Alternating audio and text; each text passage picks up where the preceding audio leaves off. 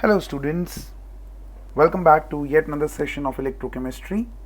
This is the last conceptual session of electrochemistry wherein we are going to do the last conceptual part of electrochemistry.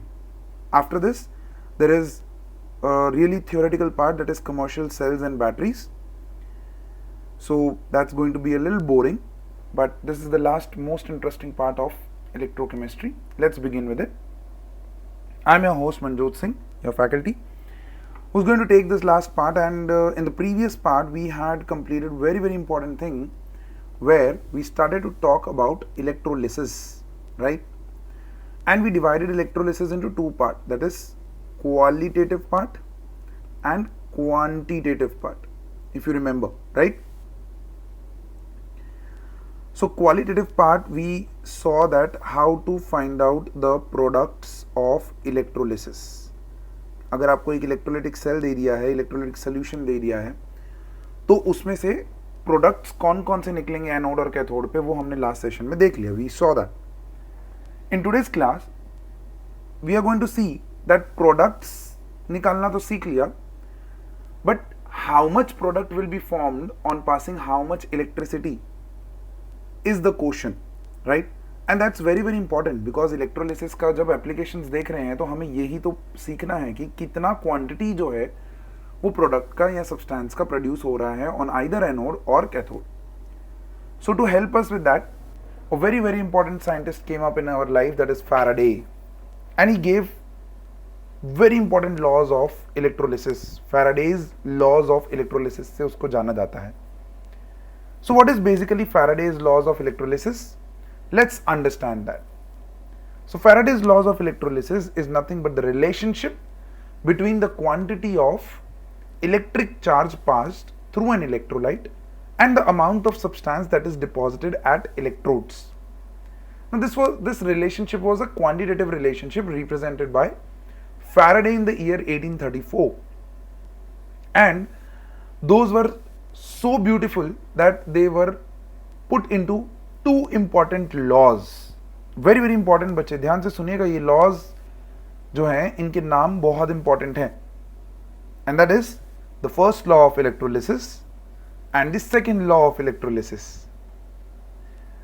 Correct? So first law of electrolysis and second law of electrolysis, Faraday's ने electrolysis को quantify करने के लिए laws दिए. Very important. और क्या बोला इसने उन लॉज में? Very simple, very easy. Please do not get confused between the laws. Both the laws I will just tell you that they are inter related. किस तरीके से वो देखते हैं अभी थोड़ी देर में. चल, first law of electrolysis, what does it states? It states कि अगर आपके पास यहां पर एक इलेक्ट्रोलिटिक सेल है और आप उसके अंदर कुछ क्वांटिटी ऑफ इलेक्ट्रिसिटी पास कर रहे हैं, तो बेसिकली वो जो क्वांटिटी ऑफ इलेक्ट्रिसिटी पास कर रहे हैं, that is basically the charge flowing, that is Q, जो आप फिजिक्स में पढ़ते हैं. तो उसने बोला कि भाई कोई भी इलेक्ट्रोड के ऊपर the mass of the substance that will be deposited और लिबरेटेड. देखो, डिपॉजिटेड का मतलब है कि वो इलेक्ट्रोड के ऊपर जम जाता है, लिबरेटेड का मतलब है कि वो गैसियस फॉर्म में निकल जाता है. तो फैराडे ने ये प्रूव किया that the mass of the substance deposited और liberated is directly proportional to the charge flowing in the circuit. This is very important. Charge flowing, not current flowing. Charge flowing, where charge flowing is nothing but current into time. Q is equals to I into T. You have done this in your physics, right? So that is where your first law comes up. The mass of the substance deposited or liberated at any electrode is directly proportional to the amount of charge passed in the electrolytic solution, wherein we get that mass is directly proportional to Q, and when proportionality sign is gone, तो एक constant आता है.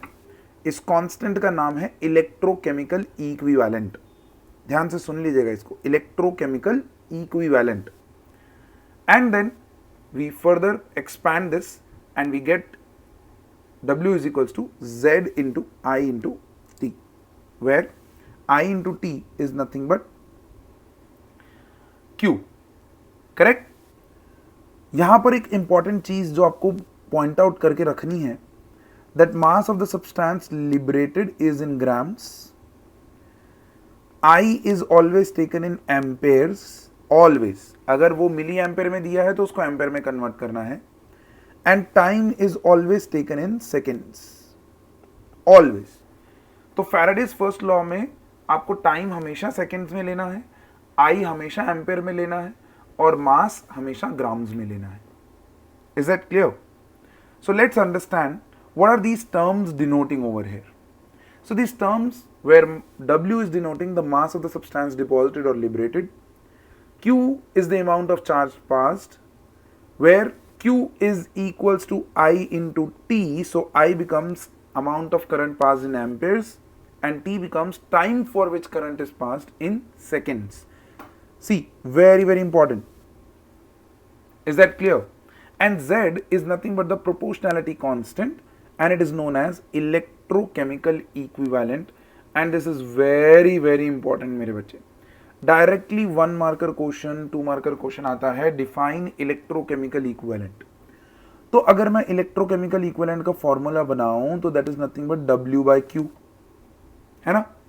तो I can say that electrochemical equivalent is nothing but the mass of the substance liberated or deposited when 1 coulomb charge is flowing through the circuit. Correct? And that is what the definition comes up on your screen.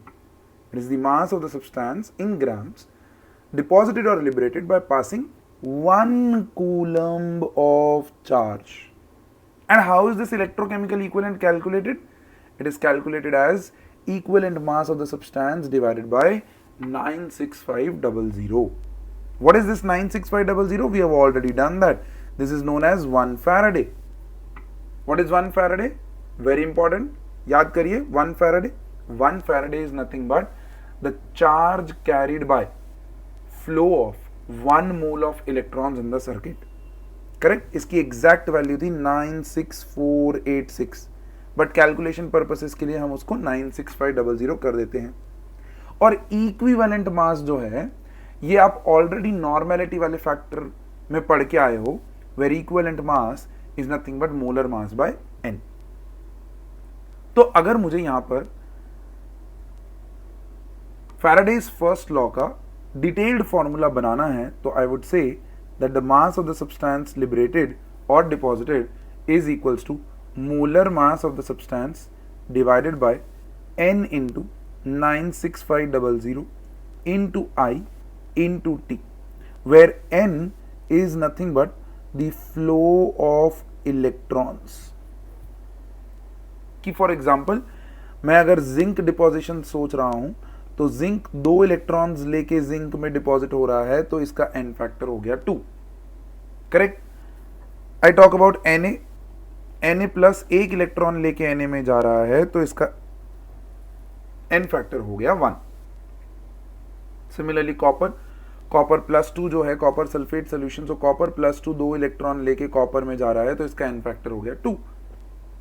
And based on this basically your questions are made.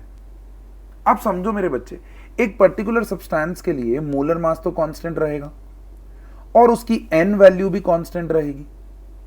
एक particular substance के लिए copper की बात करूं तो copper का molar mass fix है, उसका n वैल्यू भी फिक्स है. वेरिएबल क्या बचा? वेरिएबल बचा I and T and the mass liberated और डिपॉजिटेड. सो बेसिकली इस इक्वेशन में 3 ही वेरिएबल्स हैं और घुमा फिरा के वो 3 में से 2 वेरिएबल्स तो देगा और देगा ही क्वेश्चन में. The question is, are you able to identify the values given are what? That is current, time, mass. इन 3 में से कौन सी वैल्यूज जो है वो दी हुई है. So when we will do some numericals based on this you will clearly get the concept of laws of electrolysis. So that's basically the first law. अब इसी लॉ को उसने फर्दर एक्सपैंड किया. चलिए देखते हैं. उसने इसी लॉ से सेकेंड लॉ बनाया and second law of electrolysis क्या बोलता है?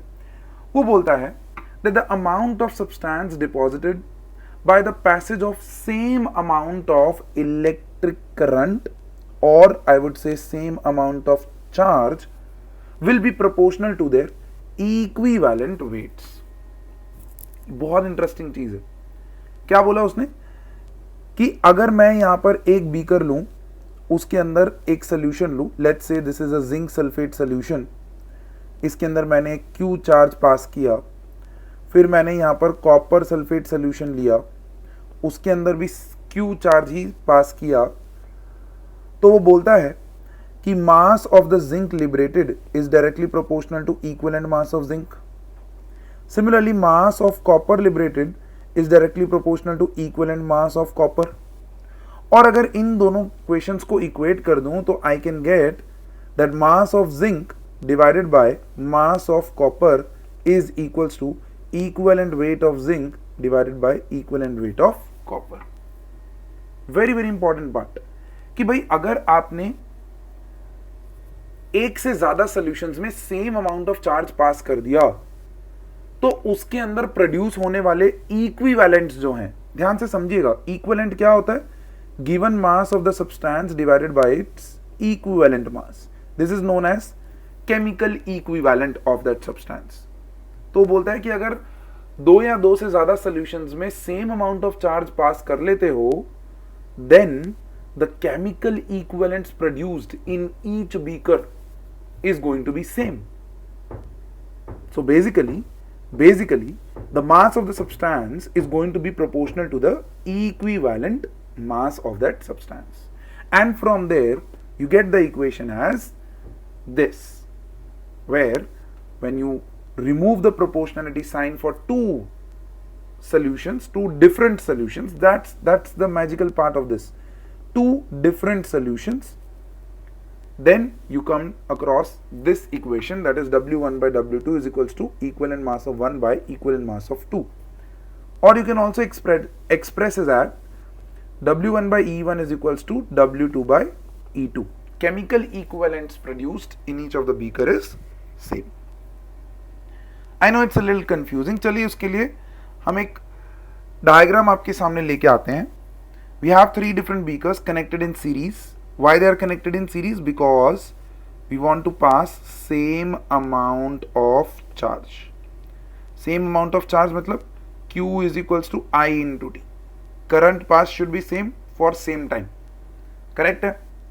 तो अब ध्यान से देखिएगा यहाँ पर बड़ी इंटरेस्टिंग चीज कि पहले बीकर में मेरे पास है NaCl, जिसमें मेरा Na प्लस जो है वो इलेक्ट्रॉन लेके Na में कन्वर्ट होगा.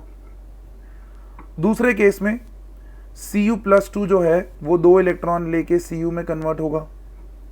और तीसरे केस में Al प्लस 3 जो है वो 3 इलेक्ट्रॉन्स लेके Al में डिपॉजिट होगा.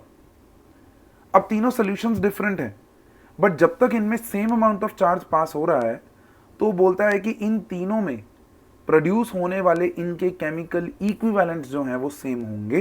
That means that mass of Na divided by equivalent mass of Na is going to be equals to mass of copper divided by equivalent mass of copper is equals to mass of Al divided by equivalent mass of Al, where equivalent mass of any substance is molar mass divided by n factor. So I can just directly write down mass of Na divided by molar mass of Na into n factor is equals to mass of copper divided by molar mass of copper into n, that is equals to mass of Al divided by molar mass of Al into n. So this is what is your Faraday's second law of electrolysis. Very very important, directly a 3-marker question. What is that 3-marker question? Define Faraday's first law and second law. Just define. So you have to define using these equations, you have to explain these laws, and you're going to get that cash 3 marks. Is that perfectly okay? So based on this, we are going to discuss some numericals in the next class, and the rest, that is theoretical part of this chapter, that is commercial cells and batteries, that is going to be taught. So with this good note, I'll finish this chapter. Conceptually, I declare this chapter as finished. Theoretical part is left. We will do that. Till then, please take care of yourself. Bye-bye.